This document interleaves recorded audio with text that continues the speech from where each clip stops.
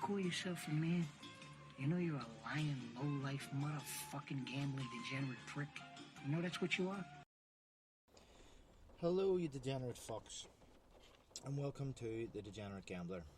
It is Thursday, the 24th of September, and this is episode 9, and we're just going to look ahead to the fixtures over the weekend. So, getting right into it quickly with my main picks, teams that I've researched out over for the Saturday mainly. Let's see, where are we? My main picks. Everton are 12-11 away to Crystal Palace. As I said the other day, I'm going to read out all the odds in fraction, and then I'm going to read them out in decimal so that everybody can sort of use the type of bad odds that they're used to. And I'm going to talk a wee bit about bad odds later as well, but I just want to get straight into this bit because this is the main part of it. So Everton away at Crystal Palace, 12-11 or 2.09. The next team is Swansea away to Wickham. They're 3-4. That's 1.75. The next team is Hull away to Northampton. They're 12-11. So again, that's 2.09. Plymouth are at home to Shrewsbury, and that is 5-4, which is 2.25. The next one is Port Vale home to Harrogate at 10-11, and that's 1.91. Another one, Leipzig away to Leverkusen. They're 6-5. That's 2.21. Next, Atalanta away to Torino, 4-6. That's 1.67. There's a risky one here, a team I backed last week in the one, but it's maybe worth the money, we'll see. Is Dundee United away to Hamilton, which is 12-11, again 2.09. And then Real Madrid, who are away to Betis, and they're 4-5, which is 1.8. So I think that's 10 that I've picked there. I'll narrow that down over the next day or so, and I'll probably pick five or so, 4, maybe 5, depending. A couple of risky ones in there, but a couple, Swansea have started okay, Wickham have been poor, getting found out at championship level, which is why I backed them to get relegated. Everton in great form, although Palace are a good side at home. Plymouth I really do fancy at home to Shrewsbury. Real Madrid, I thought Atalanta's a decent price to be away to sort of lower mid-table Torino side. The Leipzig-Leverkusen one is a big one. I don't know if I'm picking that out based on the fact that that Leipzig were a good side last year, but they have sold Timo Werner. So that one may be interesting. I don't know. I'll have another wee look at that before I make my final selection. So moving on from that, my nap of the week based out of those. I don't know if anybody follows me on social media, but I already posted it. I think I'm going to do that if I place it early. Post it, let people get a wee nosy at it, and because the last 2 times the prices end up coming in, so it's being backed, or those teams are being backed anyway, those selections, so it's cost me money if it wins. So the nap of the week this week is Real Madrid, who, as I said, are away to Real Betis at 4-5, which is 1.8.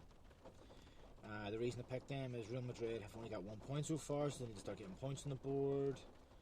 They're obviously the better team. Okay, they're away from home, but they should really be winning that game. The next one is Plymouth, and Plymouth are at home to Shrewsbury at 5-4, which is 2.25. So my reason behind that one again is Plymouth have a pretty good home record. They've started well this season, and they're probably the bigger club in that league. Shrewsbury away record is pretty bad. They've only won 2 in their last 12. I think they've had 4 draws and 6 defeats. That's their last 12 results. So it's That's the nap of the week. That comes out at about 3 to 1. So it does. I've already backed it. Anybody seen it on my social media? If not, it's there. So go and have a look. Moving on quickly, I'll do Sunday. Just a couple of teams that have jumped out. I haven't really researched, haven't really looked too deep into the prices. Just quickly was Spurs, Wolves, Lyon, Juventus, Aberdeen and Barcelona. So those are the first teams that caught my eye. What's that? 6 teams on Sunday. I mean, there's plenty of football on Sunday, so it's definitely worth it. You can definitely get a good bet on.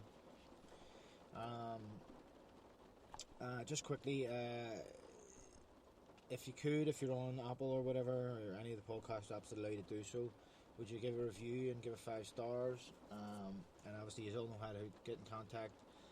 The Twitter and Instagram links will be in the description of this video, so you can get me there.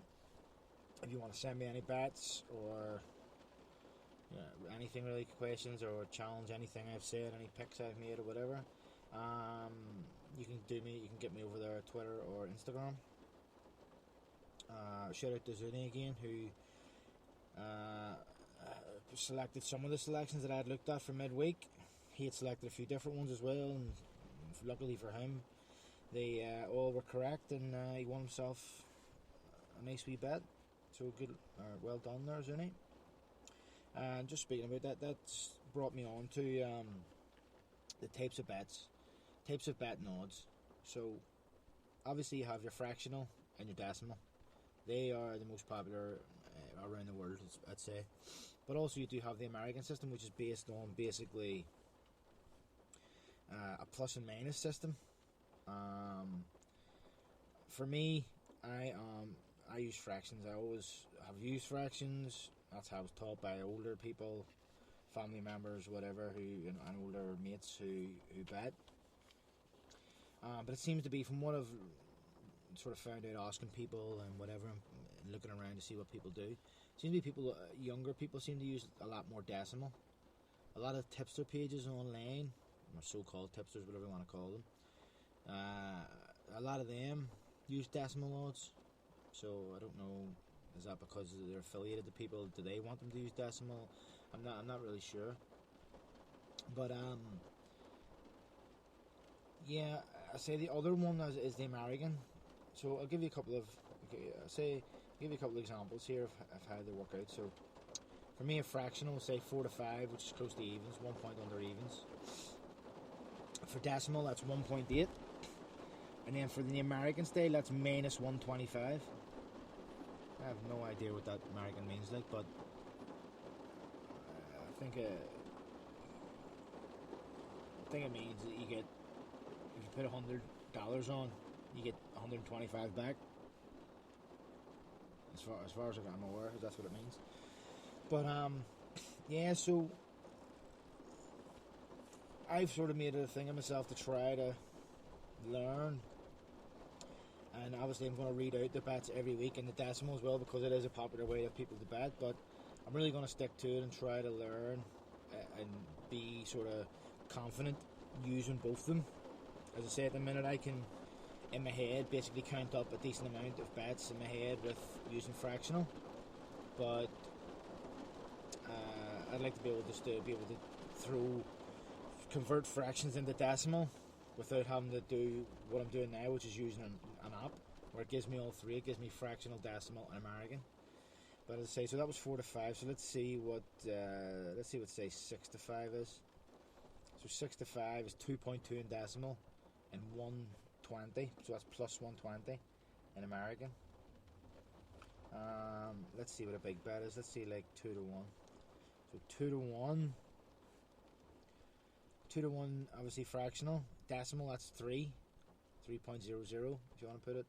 And then in American, it's plus 200. So yes, that basically, the American is, when you're plus, you're basically adding the two fractions together. So it's basically, so 1 plus 2 is 3, that's 300. And the same with the decimal. But the decimal, it seems to work out better at the end, but it's when you're adding up the 1.7s, the 1.45s, and the 1.66s and all this, is where I think it's probably a bit more complicated. But let's see. I'll do one more. Do like a real like a 4 to 7. So 4 to 7 fractional is 1.57 in decimal and minus 175 in American. This app I'm using also gives me the implied probability, which of that is 63%. Which if you've ever bet a 4 to 7, you'll know that 67% of the time it doesn't win. There's no chance of that. And 4 to 5 is 55.6%. A 6 to 5 is 45.5%. Let's see, like a 2 to 1. 2 to 1, 33%. Yeah, that makes sense. So, that's your type of decimal, your fractional, on your American. So, as I say, if anybody wants to contact me about how they do it and why they do it, or have they changed over, how they used to use one, now they use a different one, I'd like to hear that. Yes, that's basically it for today. Looking through this week, I have to say, picking teams was easier. You're getting more games in. You're starting to see who has decent starts. You're starting to see teams that you feel might be in the lower leagues. Teams for promotion, teams who haven't started well, who might be candidates for relegation. But all that could change because the transfer window isn't for another 3 weeks. So some teams will get better, some teams may get worse. All you can do is keep studying the results, the performances, and everything else. Yes, sorry, just one more thing quickly. A quick look ahead to midweek. It's a decent week next week again. Not a full program, but there is. I think Seville play. I think Hamburg have a decent game.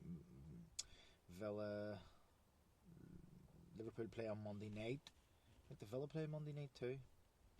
But there's some games on Monday, and then I think there's 10 La Liga games on Wednesday and 3 Italian games.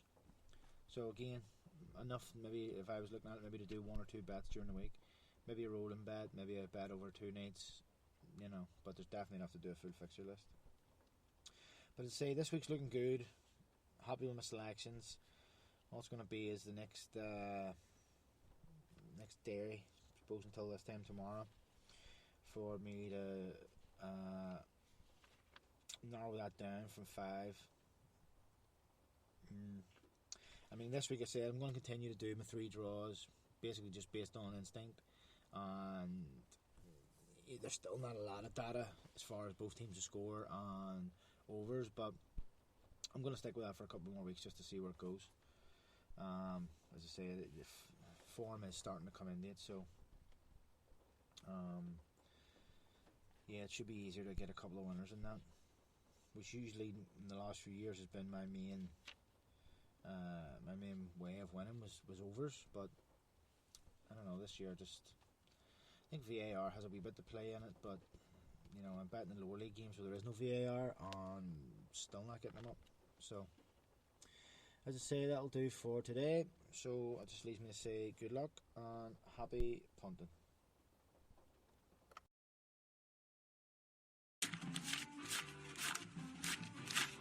Here, get the fuck out of here.